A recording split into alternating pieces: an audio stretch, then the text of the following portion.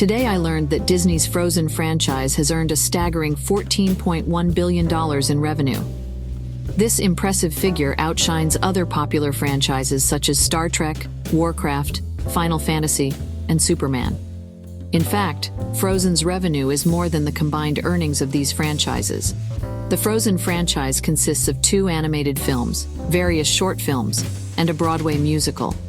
The first Frozen film, released in 2013, was a massive box office success, grossing over $1.2 billion worldwide. Its sequel, Frozen 2, was released in 2019 and also performed exceptionally well, earning over $1.4 billion worldwide. While the movies were undoubtedly a significant source of revenue, over $10.5 billion of the franchise's earnings came from merchandise sales. The popularity of the Frozen characters, particularly Elsa and Anna, has resulted in a wide range of merchandise, including clothing, toys, books, and even a line of cosmetics. The franchise has also inspired a variety of merchandise tie-ins, such as a Frozen-themed ride at Disney's Epcot theme park and a Frozen section in the Disney Store. The success of the Frozen franchise has also led to a number of spin-offs and adaptations. The characters have appeared in various Disney-themed attractions and events, such as Disney on Ice and Disney's California Adventure Park.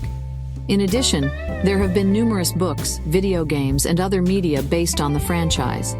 Beyond its commercial success, the Frozen franchise has also had a significant cultural impact.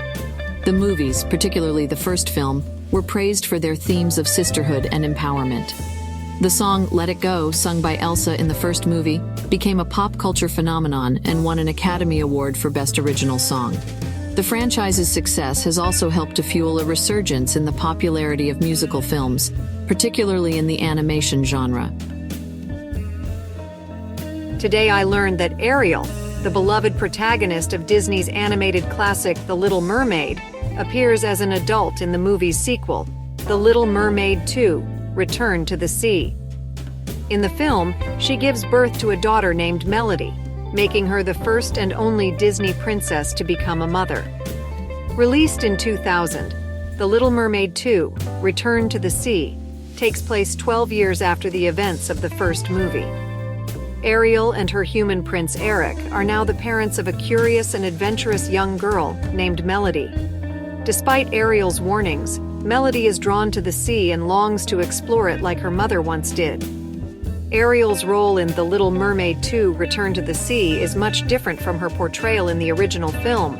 Instead of being the wide-eyed and naive mermaid who dreams of living on land, Ariel is now a loving and protective mother who is fiercely devoted to her family. This evolution of her character shows a different side of Ariel and adds a new layer of depth to her story. Ariel's motherhood also sets her apart from the other Disney princesses, who are typically depicted as young, single women on a quest for true love. By becoming a mother, Ariel breaks the mold and shows that princesses can have a life beyond finding their prince charming. Her story is a reminder that there are many different paths to happiness and fulfillment. While Ariel's motherhood may seem like a small detail, it's actually quite significant in the context of Disney's larger canon. The company has a long history of depicting women in traditional gender roles, with princesses often serving as love interests and damsels in distress. By showing Ariel as a mother, Disney challenges these stereotypes and expands the possibilities for female characters in their films. Of course, not everyone is a fan of the direction Disney took with Ariel's character. Some critics argue that her story loses its magic when she becomes a mother, and that the sequel fails to capture the charm and spirit of the original movie. However, others appreciate the new perspective and see it as a refreshing change of pace. Regardless of how one feels about The Little Mermaid 2: Return to the Sea, it's clear that Ariel's journey is an important part of Disney's legacy.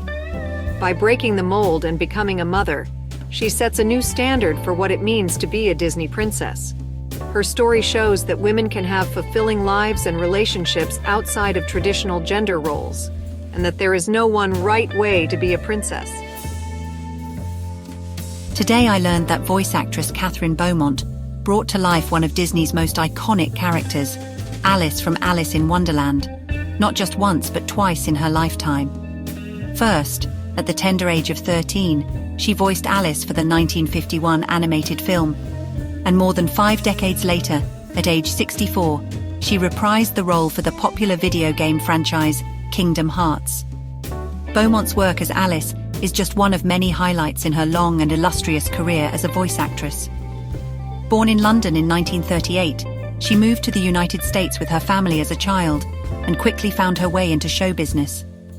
After appearing in a handful of live-action films, including the 1947 classic It Happened on Fifth Avenue, she was chosen by Walt Disney himself to voice Alice for the studio's upcoming animated feature. Alice in Wonderland was a critical and commercial success upon its release, and Beaumont's performance as the curious and adventurous young heroine was widely praised. Her voice perfectly captured Alice's youthful energy and spirit, and her chemistry with co-star Ed Wynn, who voiced the Mad Hatter, was particularly memorable. Following Alice in Wonderland, Beaumont continued to work in the entertainment industry, lending her voice to a variety of animated TV shows and films. She also became a teacher, passing on her knowledge and experience to a new generation of aspiring actors and actresses. It wasn't until 2002 that Beaumont was called upon to revisit her most famous role. In Kingdom Hearts, a popular video game series that combines Disney and Final Fantasy characters, she once again voiced Alice, this time as an older, more mature version of the character. The game was a massive success, and Beaumont's involvement helped to cement her legacy as one of Disney's most beloved voice actresses. Beaumont's story is a reminder of the power of voice acting and of the impact that a single performance can have on generations of fans. Her work as Alice in Wonderland remains a beloved part of Disney's canon, and her return to the role for Kingdom Hearts was a special treat for longtime fans of the franchise. Beyond her work as a voice actress, Beaumont's life is a testament to the value of hard work and dedication. She began her career at a young age and worked tirelessly to hone her craft, and her passion for the industry never waned. Even in her later years, she continued to inspire and teach others, leaving a lasting impact on the world of entertainment. Today, I learned that Cinderella, one of the most beloved fairy tale characters of all time, isn't actually a real name. In fact, it was just a nickname given to the character, whose real name was Ella. The reason for this nickname is due to her unfortunate situation of having to sleep by the fireplace, leading to her being covered in cinders or the ash and soot produced by the fire. The story of Cinderella has been adapted into countless versions over the years, with different variations of the character's name. In the original French version of the story, written by Charles Perrault in the 17th century, the character's name was Cendrillon, which translates to Little Ashes. This name reflects the same concept of the character being covered in ashes due to her living conditions. In other versions of the story, the character's name has been changed to reflect this theme. In the German version of the story, for example, the character is known as Aschenputtel, which translates to Ash Girl. Similarly, in the Italian version, the character's name is Cenerentola, which also translates to Little Ashes. Despite the various name changes, the core elements of the Cinderella story have remained consistent across versions. In most versions of the story, Cinderella is a young woman who is mistreated by her stepmother and stepsisters. She is forced to perform menial tasks, such as cleaning and cooking, and is not allowed to attend the ball that is being held by the prince. However, with the help of her fairy godmother, Cinderella is transformed into a beautiful princess and is able to attend the ball. There, she captures the heart of the prince and they fall in love. However, at the stroke of midnight, Cinderella must leave the ball and return to her mundane life. The prince searches for her and eventually finds her, and they live happily ever after. The Cinderella story has become a cultural touchstone and has been adapted into various forms of media over the years. In addition to numerous film adaptations, the story has been turned into a Broadway musical and has inspired a variety of merchandise, such as clothing, toys, and jewelry. The concept of a rags to riches story, which is exemplified in the Cinderella story, has become a popular theme in literature and media. The character of Cinderella, with her grace and determination in the face of adversity, has become a symbol of hope and perseverance for many.